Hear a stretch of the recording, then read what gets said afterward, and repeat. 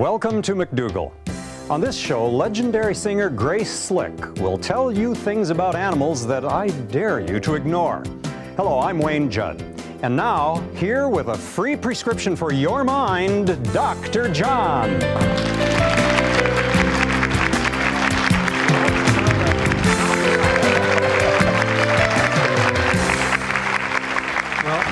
People think of prescription, they usually think of drugs, don't they? They think of medications. They don't think of, but a prescription can be education on diet and lifestyle. Yes, why not? My prescription to you would be to eat well, go for a walk every day. For the mind.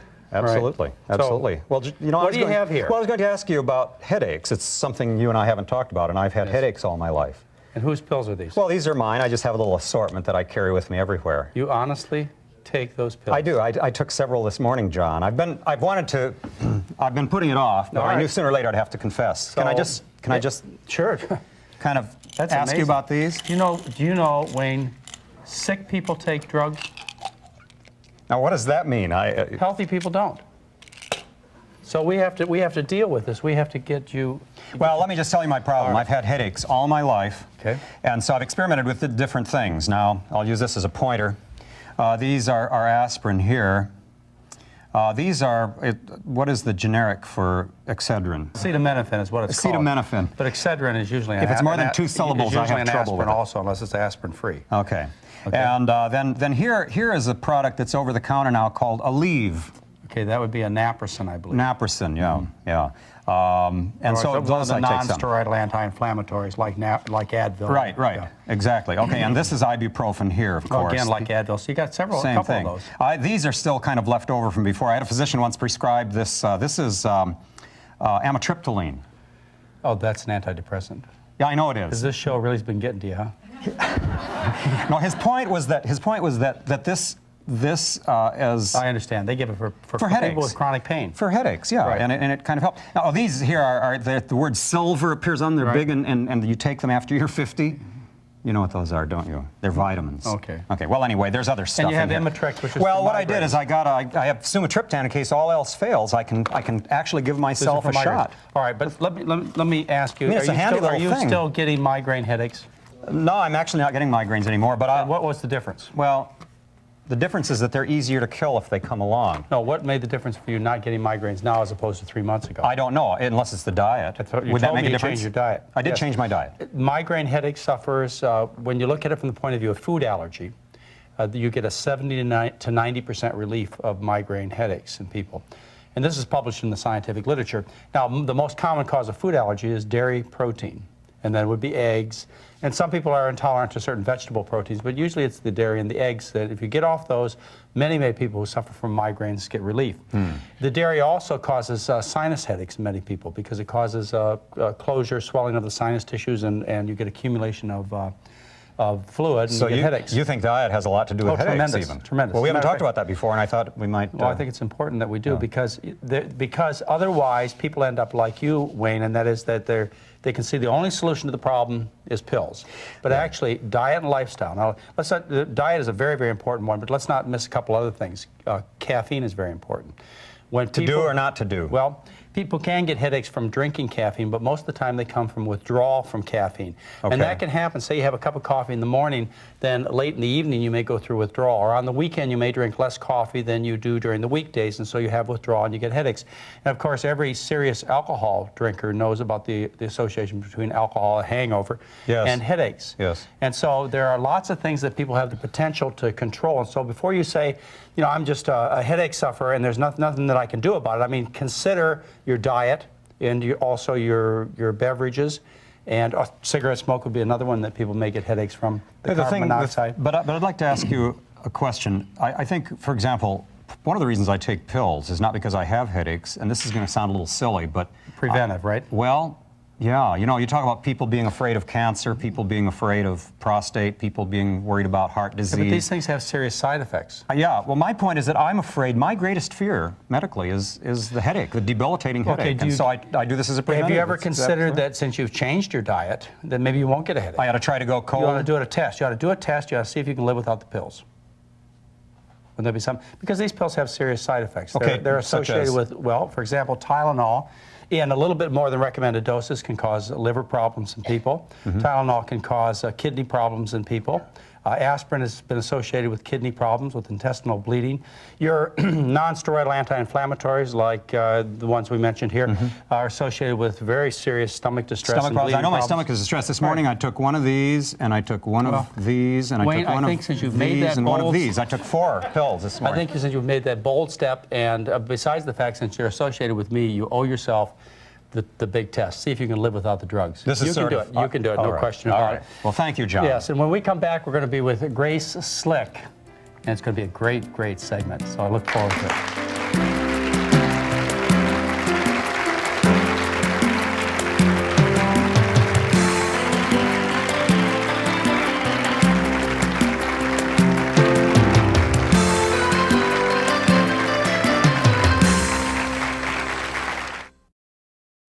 Why should you watch Hello Channel?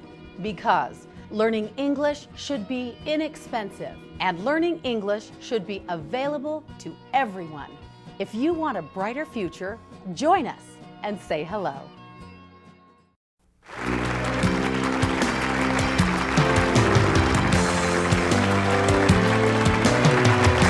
And welcome back. We have with us Grace Slick.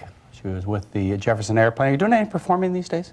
No, Not at all. stopped about What do you 5 think about our discussion of pills? You have a reputation in the past of being involved with pills a bit. Yeah, well, there's a line in a song, one pill makes you larger, one pill makes you small, but I Right. was never very much of a pill head. I got in trouble with liquid. Alcohol? Yeah. And those days are behind you. Who knows? I hope so, but who knows? For now. I can't predict anything. You've also made some pretty radical changes in your diet over the years. Yeah, that started with a sort of I don't know if you call it a moral attitude. It's just that I realized what I felt about a couple of animals, both of whom happen to have black eyes, a panda and a raccoons. And I thought I couldn't eat those. Well, nobody does, do So they? what if, yeah, the Chinese occasionally will eat it, used to. Disgusting. And yeah, people went out coon hunting, called coon hunting, eat raccoons, they still do. But I thought George Bernard Shaw, although he's made some errors in political judgment, enjoying Hitler and so forth, did say, I don't like to eat my friends, animals are my friends. So that was the way it started. So you got to a healthier diet yourself. Through the animals. Through the animals. You know, Then I so many started- people do that. Then I started studying biomedical research and realized that it's healthy for us to not eat any animal products, Right. and we aren't built to eat. We aren't carnivores. Yeah, but your main concern would be for the other creatures, not the human beings. I mean, It that's how was. it was, but now you care about We're selfish. Now I Yes. sort of care about myself. I have. Well, Grace, I don't think that's I have unusual. dairy slips, and you were just talking about something that's very interesting because I've got a THC, or they call it THJ, or whatever they call it, jaw. temporomandibular Yeah. joint. And you were mentioning the sinuses getting. Would dairy have anything to do with that? Yeah. You know, it's because I haven't about noticed. 60% of the people that come to my program at St. Helena Hospital have postnasal drip, sinus trouble, headaches. Within a week, almost every one of these people is free of their postnasal drip, sinus, hoarseness, and headache problems. 1 week, because we take them, of course, all the dairy is gone. Yeah. Skim milk, whole business. So you think that's a good the thought meat, for you? fish, chicken, all that kind of stuff, I didn't have a problem, but I had a problem with dairy. Oh, look at that cheese. Well, that's your next step. And you know, people, well, you could even take it from an animal rights point of view if you wanted. I have know. a little trouble relating to this, but a lot of people think it's, forget the people, worry about the cows. Well, I got Look at how done- hard they got to work. But people don't care really, okay? Yeah, I think if you're they do. talking to people who are not No. animal rights, you're not going to win them over by saying, you're hurting a raccoon, you're hurting a cow. They're going to go, hey, Grace, screw that has it. not been my experience. My experience has been, and I had this, there's a movement called Farm Animal Reform Movement, Farm, okay. This group originally was interested, or their propaganda, their advertisement was for people. You know, let's eat a vegetarian diet to save people's lives. They didn't get any donations at all, no support.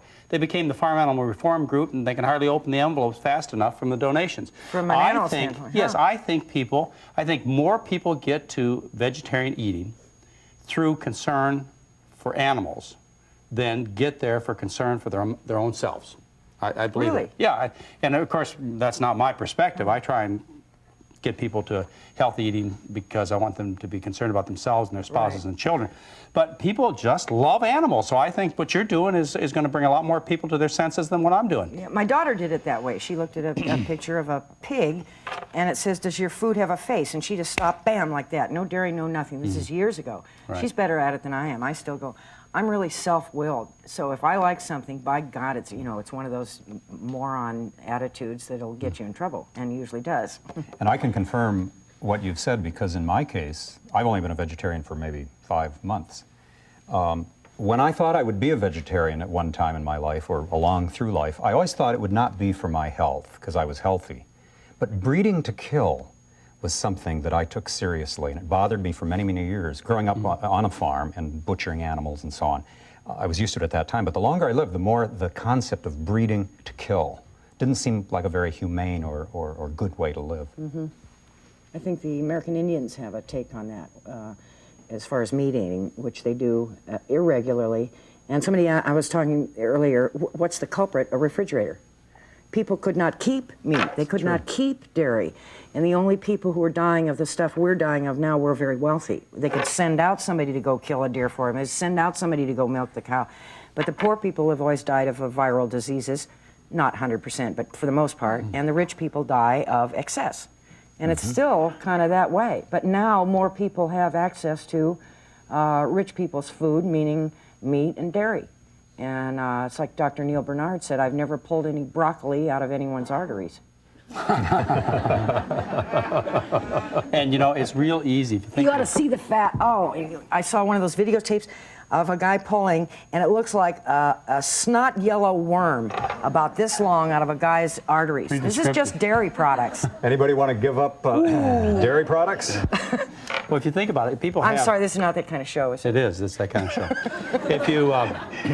If you think about it, it's very easy for people to be introduced to a new fruit or vegetable. Yeah. And we could go out into this audience with a new fruit or vegetable that we had from, say, another country, a new name and everything, and they would try it. I'm sure they would. But what if you brought them a new animal to eat? Say we had a new kangaroo or a dog or some kind of animal that they wanted to try. They would find it repulsive, just like they get upset when they find out they're serving horse in the hamburger stand down the street. They close them out of business. Or when I went to France and found out they served horse on the menu. It is naturally repulsive to think about eating other animals, but because the human being is so adaptable, we've gotten used to doing such bizarre things It also as doesn't eating look pigs like and it. cows. And In other words, you get an apple, it looks like an apple. But you get a hamburger, that doesn't look like a cow. And chicken, I mean, it looks like its own thing. And they really don't call it cow, do they? No. They call it beef or a hamburger. Yeah, and a chicken doesn't look like a chicken. It's a bunch of chunks of They call it pepperoni something. sausage. Yes. They don't call it, look at this little piece of pig on my pizza. I know. Yeah. Fried dead Animal chicken. rights, that's what we're talking about. Well, we're going to find out about your concerns for animal rights and the things that you've been doing, Grace Slick, and I know you've been making a big difference. And it's great that you've got your name out there and you're converting people and getting their interest. And we'll be back in just a moment with Grace Slick.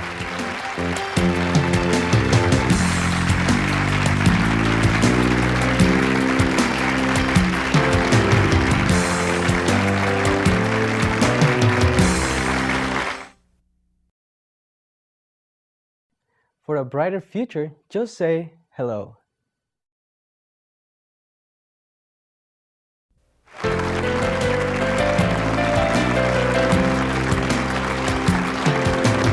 welcome back. I'm with a woman who has no trouble getting attention and publicity, and that's Grace Slick. You're in the news all the time. Do you want to elaborate? Forget it. No, everybody knows the stories, Grace. But with your publicity, you've turned it around to something that's nonprofit, and that's your concern to help with animal rights and experimentation. Is that correct? I mean, that's one of your big things, right? You don't want us to do animal experiments.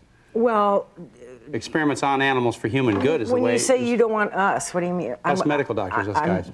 Got them butting guys over heads there. with the medical community. That's right. I still do think of myself as a real doctor, even though I'm a renegade. But since the systems on animals are different from our systems, and my system is different from yours, it's that tricky. Why spend that much money on something that has such... So you feel the results are irrelevant, and you know you'd get great argument. Have you been on shows where... In other words, let's separate morality from science. let's say it doesn't matter. Let's Sure, say they don't have souls. Sure, They you don't all care. You don't care all about the souls animal rights. You just want a kid. Their construction is different. In other words, you would not put bananas into your Mercedes, would you? I don't have Because it is built to any eat. idea what that has to do with it. But go ahead. Because animals are different. They have different metabolism. They're quadrupeds. Like I talked to this guy who was studying hip replacement by using greyhounds. That's a quadruped. We're bipeds. What are you going to learn on something where our backs are always going out because we're bipeds, and that's a lot of weight to carry in a different way. Do you think always, under all circumstances, animal research has been useless or could have been done better without animals? That's always the question, and I think, is it always better to brush Or do you think we ought to your teeth just be, or do you think we ought to just be more discriminate about it and make sure that we don't do experiments that really don't end up bettering humankind? But how can you know before you start? So wouldn't Well, it be there more... are things that would be quite obvious. Let me put it this way then. Wouldn't it be more cost-effective, and wouldn't you indeed save a lot more lives if you were to promote, with the same amount of money that goes into biomedical research, prevention? In other words, you stop it before it happens. Prevention doesn't pay any money. We can't do that. Rather than Doctors can't make money I on know. prevention. Neither can drug companies. Forget it, Grace. It's a waste. Why slit your finger and then put a Band-Aid on Well, it? you know, Why not slit the finger? You don't have to worry about the Band-Aid. Now you're getting too logical. That's not like you. I do understand the concern, and you know I've had a chance to talk to a lot of people who are concerned that we do experiments on animals that are unnecessary. I remember when I went through medical school, and back in those days I thought a lot different than I do now, but we had to do surgery on dogs. And now that I look at it, it was complete waste of a dog. And I learned And nothing of your time, of and my your time, mind. right? And I did find it even disgusting then, but I can see where there are many circumstances where it's not worth the expense of an animal's life and the suffering of an animal's life for educational purposes, and also experimentation. I have no problem with that at all. I think the only question I still do have in my mind is can we extend that to always? And I know that you are convinced it's always. Well, I think if, because I've done shows with this gentleman before, if people were to pick up what you're saying about how to eat and how to live and so forth, you wouldn't need that stuff anyway. Well, listen, we'd save so many lives. We'd have to invent new diseases to get rid of all the people, right? Yeah. Hey, Wayne, do we have any questions from the audience? I think we do. I think we have a few questions we'll take from the audience at this time. And people respond real well to you, don't they? I mean, in terms of... If they don't have blue uniforms on, they generally respond to me. No, you don't do well with those, yes. We have a question from a gentleman here.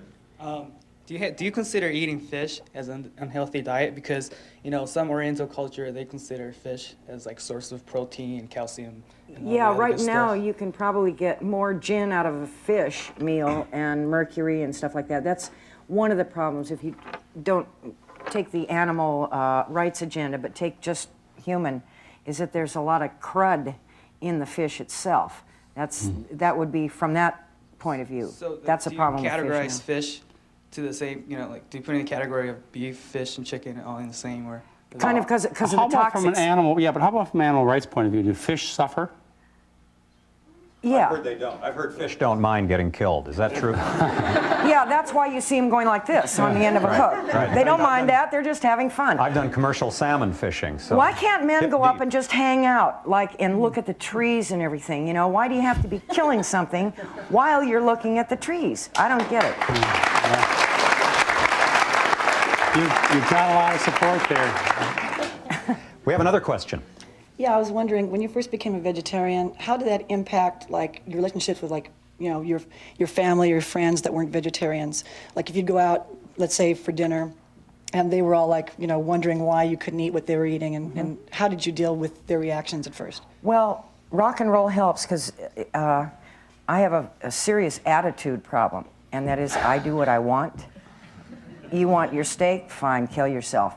I mean, I don't see why, you know, you don't have to worry But about how about it. a little kinder answer to her? Like maybe she could tell her, well, as you do in your home, you eat your thing and you let your significant other eat his. Yeah, see, we're And learning you- all the time. I'm trying Yeah. to learn how to be gracious instead of saying, You're doing better, Grace. That's why they gave you that name. John, we have time, I think, for one more quick question. question. Yeah.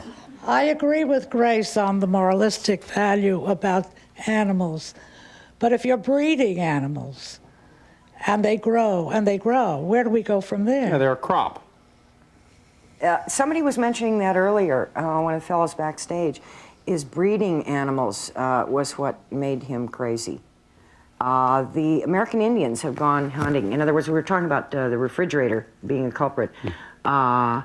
If you remove the moral thing, if you eat some animal fat in the form of dairy or animals or something once in a while, it probably isn't going to kill you. We're sort of omnivorous.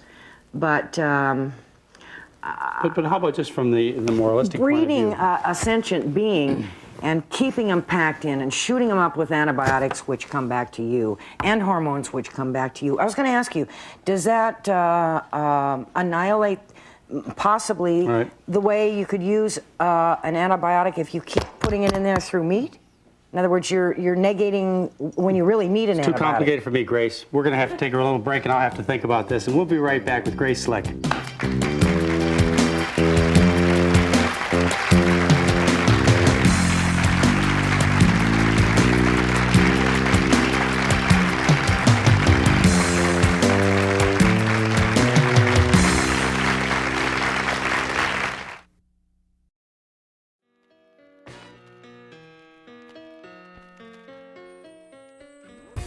Hello, I'm Ruth. Learning to speak English can change your life. Knowing this valuable language can provide you with so many opportunities in education as well as the job market. Now you can learn English just by watching television. Introducing Hello Channel, a channel designed to help you learn English right in your own home. You can choose from Hello Channel's classroom programming, or you can watch great entertainment. All of it will teach you how to speak English. Hello Channel offers programs on every level, so you'll find something exactly right for you. Start today to build success by learning English. For a brighter future, say hello.